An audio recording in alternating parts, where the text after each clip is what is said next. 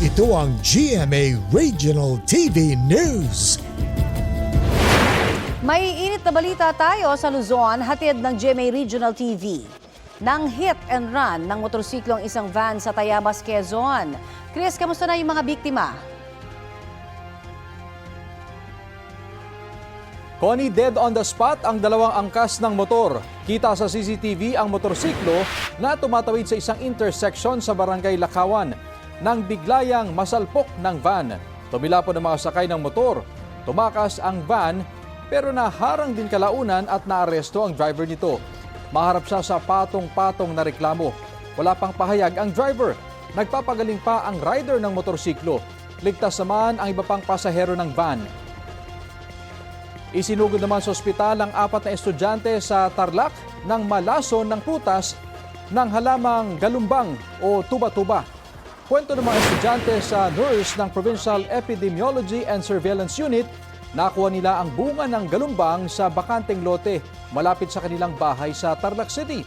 Nakaranas sila ng pagkahilo, pagsusuka at sakit ng tiyan matapos iyong kainin.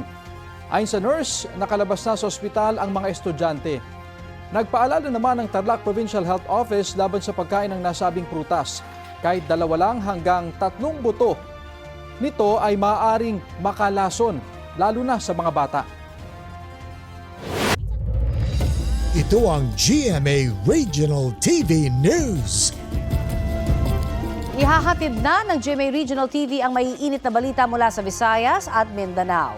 Patay ang isang construction worker sa Magpet, Cotabato nang matabunan siya ng lupa. Sara, ano ang detalye ng pangyayari? Connie, gumuho ang lupa sa ginagawa nilang bahay sa Barangay Pangawan. Base sa investigasyon, nagkakabit noon ang biktima ng steel bar sa gilid ng ginagawang bahay nang biglang gumuho ang lupa at bumigay ang tinutuntungan niya. Doon siya nahulog at natabunan ng lupa.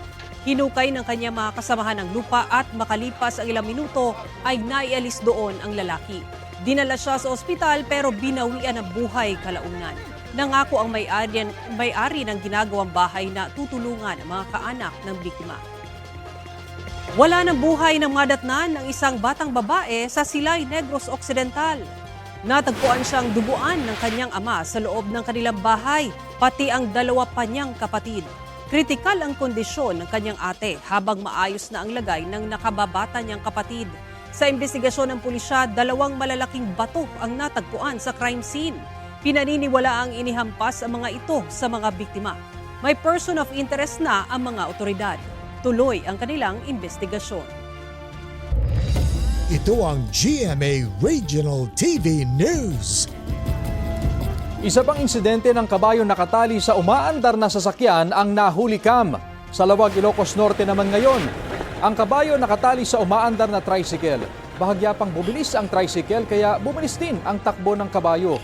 Hindi naman nagdulot ng trapiko ang insidente. Ayon sa Provincial Veterinary Office, hindi dapat ito ginagawa sa kabayo lalo't idinaan ito sa isang kalsada na maraming sasakyan. Kung mainit kasi ang panahon at walang sapatos, ang kabayo, maaari raw itong magkasakit, mapagod o magwala. Walang pahayag ang tricycle driver.